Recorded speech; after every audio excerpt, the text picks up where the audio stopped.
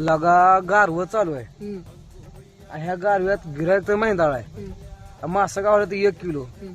लगा काय करावं काय नाही काय कळलं नाही. अहो कसं झालं माहितीये का, हा आपल्याला केले जादू तो ना कोणता, हा त्यांना 20-30 किलो मासे गावत्यात, हा पण आपल्याला काहीच गावत नाही. हा लिंबू मिरची बांधू काय आणून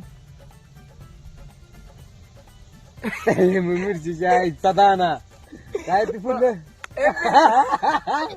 हे मेरे बेटे काय